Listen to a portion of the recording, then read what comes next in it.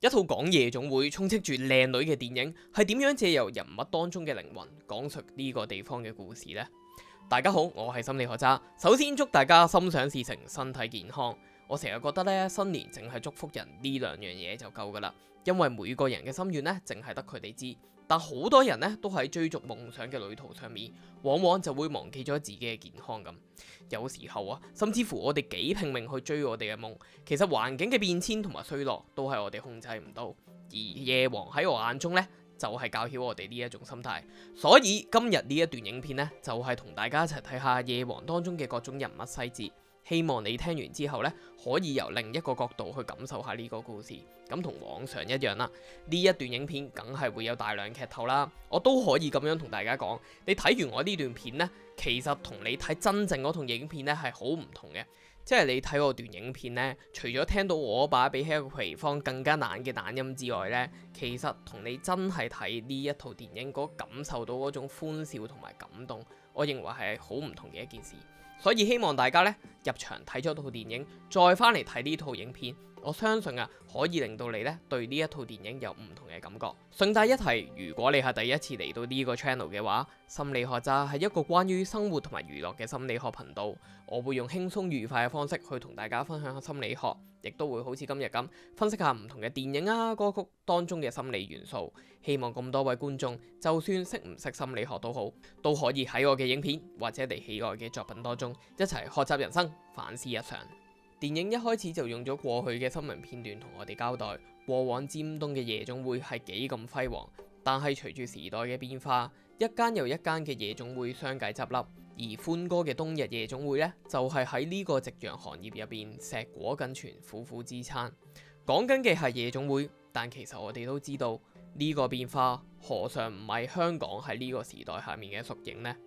鏡頭一轉，一班人喺夜總會入面愁緊今晚啲女咧走晒去邊，唔知點算。而 Coco 就話佢跟咗歡哥咁耐咧，一定會撐佢到底。呢一度咧已經點出咗 Coco 有義氣嘅呢個性格特質。喺佢呢一條線上面，你會見到佢成套戲咧都係圍繞住佢呢個特質去講嘅。而呢個時候咧，歡哥就自己一個喺度行樓梯。佢哋話歡哥咧係一定要行到自己個人攰晒先諗到辦法。導演吳偉倫咧就喺訪問入邊有講到，佢咁樣做咧係為咗逼阿歡哥入絕境。問題係點解要逼到入絕境先令到佢諗到橋呢？我個人認為呢一點咧可能同歡哥嘅經歷有關。電影冇明確咁演到出嚟，其實一直以嚟佢都係喺尖東打拼出嚟，係嗰種辛苦同埋壓力先可以逼出佢嘅創意。而呢一樣嘢，咪就係好似香港人喺過往經濟唔好嘅時候，一路去拼搏走出嚟嘅嗰件事咯。因為冇晒人啦，麗英飾演嘅結衣咧就自告奮勇下海。喺佢用日文自我介紹嘅時候咧，就叫自己做 Yui。咁 Yui 咧係結衣嘅日文拼音，唔知大家知唔知道？其實 Yui 同時亦都係麗英本人咧好喜歡嘅一個日本歌手嚟。下一幕，歡哥已經估到，其實三位媽咪帶埋啲女一齊請假咧，係佢前妻 V 姐出手。鄭秀文呢一個角色用 V 姐呢個名呢，我自己係好中意嘅，因為 V 呢個字母經常都係用嚟代表 victory 勝利嘅意思，好表達得到 V 姐呢一個角色嗰種要贏唔受得委屈嘅性格。當歡哥去到 V 姐間夜總會嘅時候呢，簡單嘅坐位同埋對白已經交代咗佢哋幾個之間嘅關係。先係歡哥入嚟嘅時候呢，三位媽咪係圍住歡哥坐。但歡哥咧冇怪責到佢哋走咗去，亦都可以見到歡哥嘅為人咧係一個有人情味、真心希望自己手足好嘅老闆。即使呢三個媽咪唔再跟自己，都唔會因為咁咧而責怪佢哋。呢一點咧其實同佢後面同 Coco 講嘢嘅時候咧係差唔多嘅。而當 V 姐走到入嚟嘅時候咧，我哋見到三位媽咪係即刻讓開歡哥身邊嘅位置。佢哋都好清楚歡哥喺自己老闆心中咧其實係一個點樣嘅存在。雖然兩個人把口都唔饒過對方，但係由歡哥瞓落 V 姐大髀，V 姐用自己口煙幫佢去點煙呢，可以見到兩個人都係口硬心軟，心底裏邊啦依然都係好在意對方。因為 V 姐要接管冬日啦，為咗避免班小姐被炒魷魚呢，咁阿歡哥就想盡辦法去搞好佢哋，亦都係我認為成套電影最多笑料嘅一個地方。不過搞完一輪 V 姐依然要炒人。咁喺 V 姐走嘅時候呢，佢就以為歡哥掹住佢，但原來啊，其實只係 V 姐件衫俾張凳夾住咗啫。佢去到澳門賭錢，點知阿歡哥又跟埋嚟喎。呢一度呢，我哋又再見到兩個人口硬心軟嘅嗰一面。歡哥口講唔在意 V 姐，但係行動上仍然會走去陪佢。兩個人喺澳門酒店過咗一晚，咁我哋由佢哋身上面湊成一對嘅紋身就可以知道，佢哋兩個人以前係有幾愛對方。但係當歡哥喺纏綿緊嘅時候問 V 姐可唔可以收回成命唔炒人嘅時候呢， V 姐就大發雷霆啦，仲話做鴨都會事先講好價啦。我認為對歡哥嚟講呢，其實嗰刻佢唔係有心裝阿 V 姐彈弓，佢係真係仲對 V 姐有愛。只不過長年累月喺夜場打滾嘅佢，好本能反應咁樣呢，趁 V 姐 happy 嘅時候提出自己嘅要求。但喺 V 姐眼中，對方就只係想利用自己呢晚嘅感情去博取佢自己要嘅嘢。兩個人情緒上頭，就同對方鬧大交，不歡而散。跟住落嚟呢一幕呢，係我覺得非常之欣賞嘅。歡哥喺走嘅時候踩中咗地下嘅碎玻璃，佢行翻轉頭拎翻一半佢哋贏嘅錢。但當佢走到一半嘅時候呢，佢又停落嚟，翻翻轉頭掃翻開地下嘅碎玻璃。喺一個咁情緒化嘅時候，歡哥都依然記得拎錢走，表現出呢，佢呢一刻的確係好緊張啲錢。但下一刻呢，佢再翻轉頭掃走啲玻璃，係為咗令到 V 姐行嘅時候呢唔好踩中受傷。我哋喺呢度就感受到，就算歡哥係幾嬲 V 姐，幾緊張錢嘅情況下，佢都依然係為緊佢着想。V 姐內心感嘆，唔通兩個人真係只能夠共患難，唔可以共富貴？而下一刻呢，佢就真係患難啦，因為太子峰嘅陰謀，如果佢拎唔出8000萬買冬日嘅話呢，就會違約。而呢個時候嘅歡哥呢，正喺度煩惱緊自己嘅前路。咪咪仲叫佢不如一齊遠走高飛。見到歡哥咁迷茫呢，咪咪就俾咗張塔羅牌佢抽，鼓勵佢跟住自己嘅內心去行。喺電影嘅結尾，我哋知道。嗰一張塔羅牌呢，其實唔係講緊呢一個意思。原來嗰張塔羅牌嘅意思呢，係一廂情願。我哋可以想象下，若然當時咪咪係同咗歡哥講呢個意思嘅話，咁喺啱啱同 V 姐嘈完嘅歡哥，好可能會覺得佢對 V 姐嘅感情呢，只係自己一廂情願。好可能喺嗰一刻，佢分分鐘會放棄冬日，同咪咪走咗去添。但咪咪內心知道，其實喺歡哥眼中，一直佢最着緊嘅都係 V 姐。點解咁講呢？呢一度就要講到歡哥嗰間屋啦。V 姐因為當咗層樓呢，就要搬入去啦。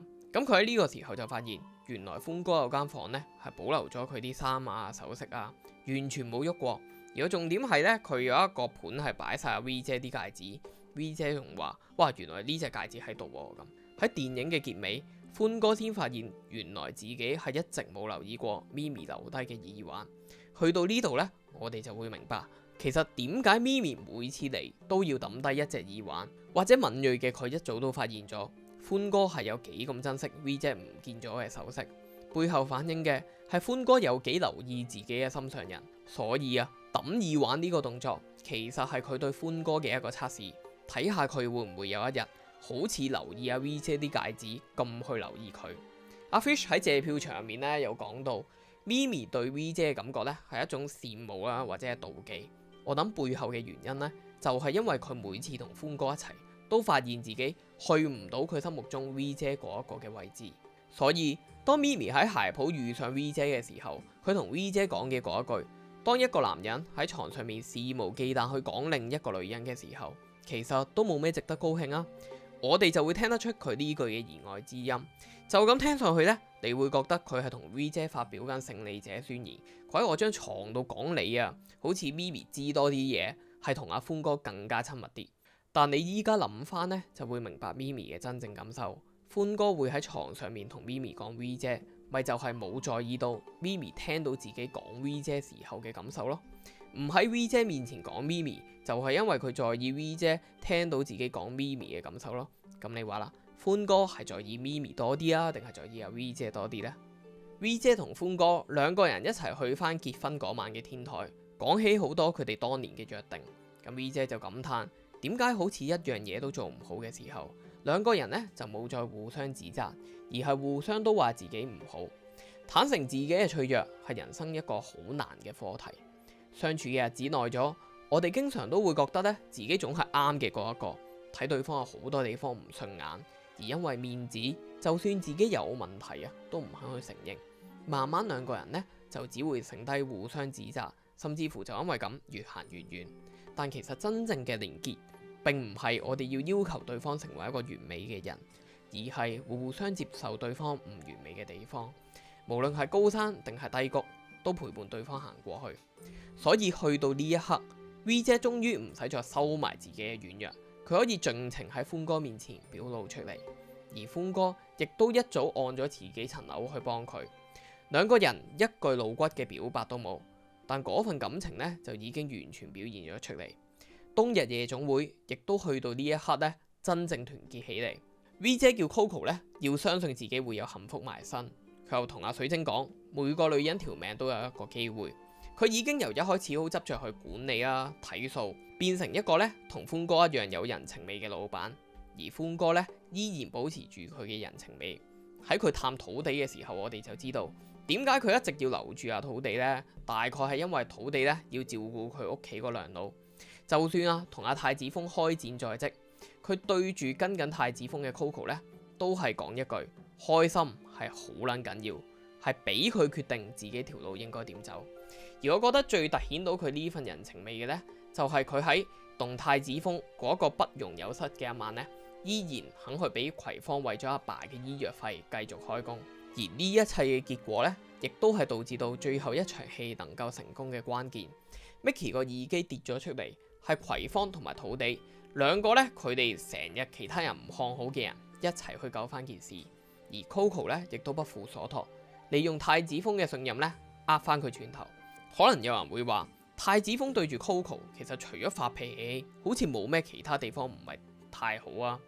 冇錯，佢係俾咗好多錢 Coco 嘅，但係其實我哋喺佢嘅相處入邊呢，會發現到太子峰喺眼裏邊呢，淨係得佢自己一個。Coco 對佢嚟講呢，可能只係帶到開心俾自己嘅人。而 V 姐同埋歡哥呢，就係真心想 Coco 得到幸福同埋開心。所以喺 Coco 呢個咁講義氣嘅人心目中嘅天平一稱，最後呢，太子峰就輸咗。其實佢輸嘅呢，並唔係謀略，而係喺呢個夜總會入面嗰一份嘅人情。夜王講緊嘅雖然係一個夜總會嘅故事，亦都係呢一個都市呢一個行業入面嘅縮影。放眼而家嘅社會，不論係影視行業，街上面嘅鋪頭，似乎都唔及得以前嘅光輝。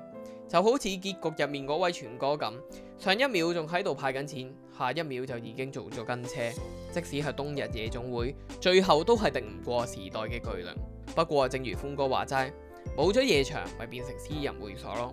只要人喺度，接納到自己有唔風光嘅時候，包容到對方嘅唔完美，就算今日係低潮，大家都可以一齊歡笑，等到他朝東山再起。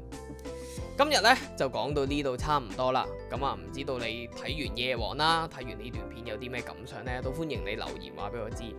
咁啊，嚟緊啊新年啦，咁我自己呢，其實本來都好想講埋金多寶嘅，不過真係呢太攰啦。咁啊，大家都可能要等一等，或者都要睇下我新年有冇時間啦。咁啊，關於金多寶呢，我都非常建議大家翻去睇翻我同蝦頭啦，同埋翁子光嘅嗰段訪問，因為入邊講嗰個心理學嘅實驗呢，其實我認為呢係好表達到呢一套電影入邊嘅中心思想噶。好，講翻個夜王先，咁啊問下大家啦，你哋最中意電影入邊嘅邊一個角色呢？咁啊，希望你哋呢都可以留言話俾我知，或者呢，你如果單純想支持下嘅話，就留言一個支持去 support 下啦。咁好，最後都祝大家心想事成，身體健康，新年快樂！我哋下一集再見，拜拜。